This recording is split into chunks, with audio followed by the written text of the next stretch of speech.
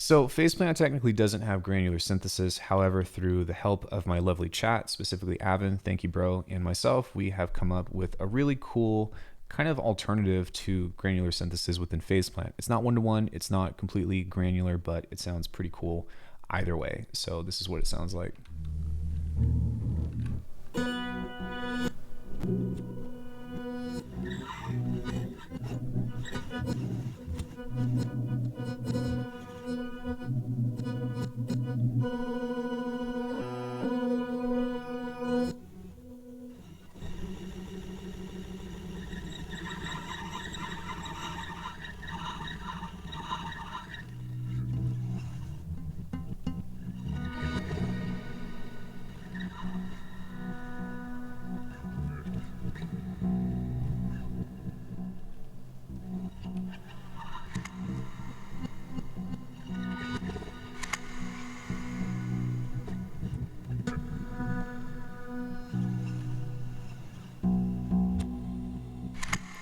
Yeah, pretty cool.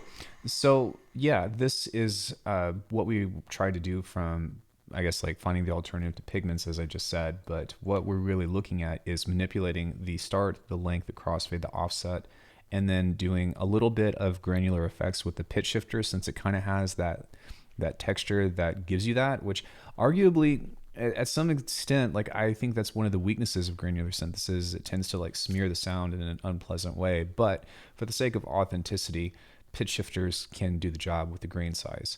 So yeah, this patch is for free. It's available for the new sample pack collective on my Discord.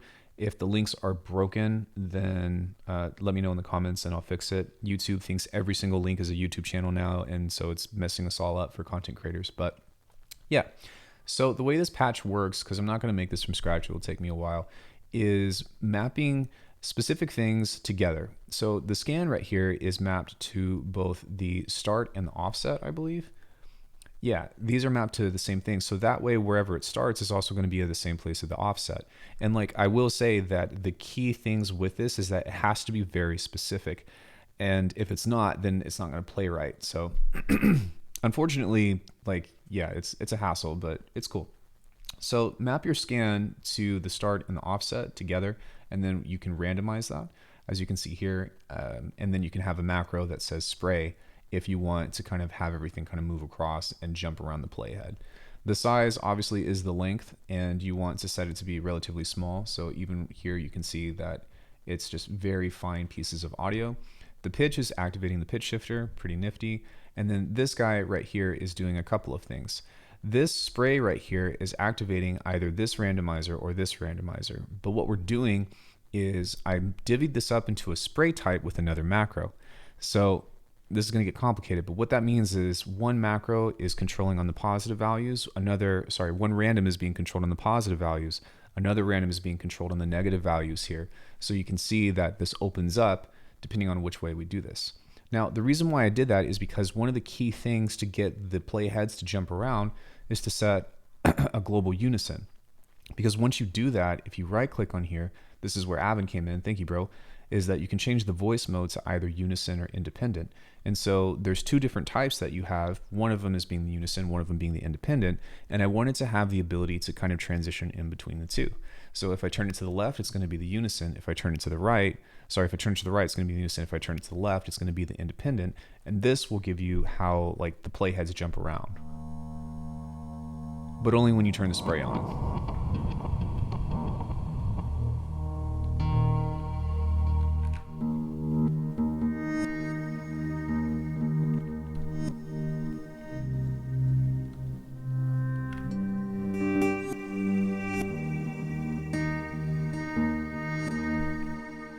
Which is pretty neat.